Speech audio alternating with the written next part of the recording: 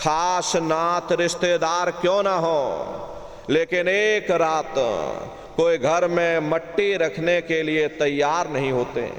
कहते भाई जल्दी करो जल्दी करो, अब इनकी शक्ल देखने में हमको डर लग रहा, जल्दी से बाजार से कफन खरीद के लाओ, जल्दी से लकड़ियां खरीद के लाओ, अरे जल्दी से चिता तैयार करो, इनको घर में से जल्दी से उठा ले जाओ, वहीं शमशान भूमि पर जला देना।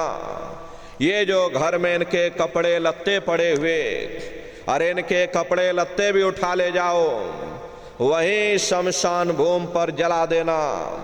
जिस बिस्तर पर ये लेटे रहे, ये बिस्तर भी अशुद्ध हो गया, अब इनकी छुई हुई चीज हमको घर में एक नहीं चाहिए, इसलिए इनका बिस्तर भी उठा ले जाओ, वहीं शमशान भूमि पर जला देना। लेकिन उसने कोई सोने की अंगूठी पहनी होगी, गले में कोई सोने की चैन पहनी होगी, उसे धीरे से उतार करके जेब में रख लोगे, बस वही एक अशुद्ध नहीं होगा और बाकी सब अशुद्ध हो जाएगा। अरे महात्मा कहते हैं कि भाई कुटुंब परिवार मतलब काम, बिना धन पास नहीं जाए। ये रिश्ते नातेदार, ये कुटुंब परिवार वाले, हरे सब स्वार्थ के संगी साथी हैं।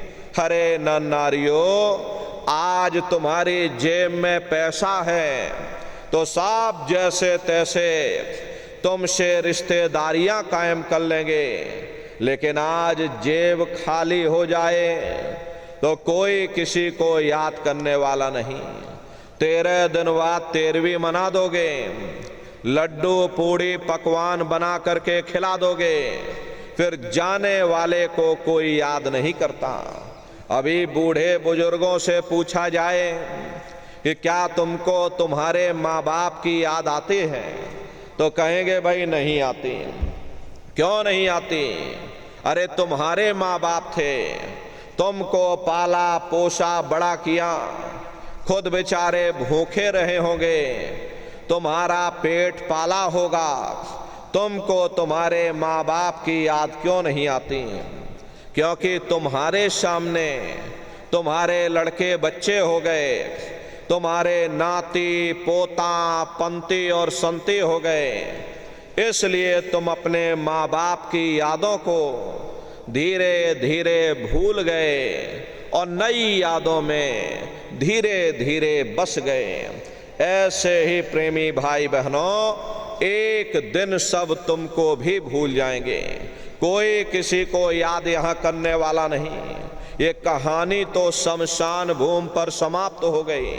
उधर देखो क्या होता, तुम्हारी जीवात्मा को ले जा करके ऊपर धर्मराज की कचहरी में पेश कर दिया जाएगा। वहां पलक झपकते ही तुम्हारे अच्छे बुरे कर्मों का हिसाब किताब हो जाएगा। धर्मराज तुमको सजा सुना देंगे, ले जाओ इनको फलाने नरक में डाल दो, क्योंकि मैंने इनको मौका दिया था जब ये माँ के गर्भ में उल्टे लटके हुए थे, सिर इनका नीचे था, पैर इनके ऊपर थे। उस समय इन्होंने मुझसे प्रार्थना की थी कि हे मालिक, मुझे एक बार मौका दे दो, मुझे एक बार ये मनुष्य शरीर दे दो, हम भजन करेंगे, भक्ति करेंगे, हम अपनी जीवात्मा का कल्याण करेंगे।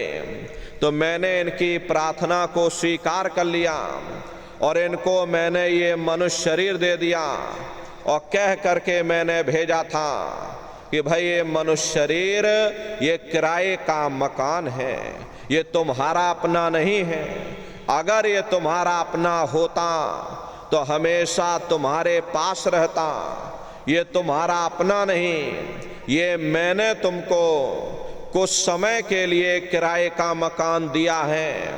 हाँ, तुम अपनी जीवात्मा को मेरे किराए के मकान में बैठा करके और मालिक की भक्ति करके अपनी जीवात्मा का कल्याण करा लेना। मैंने कुछ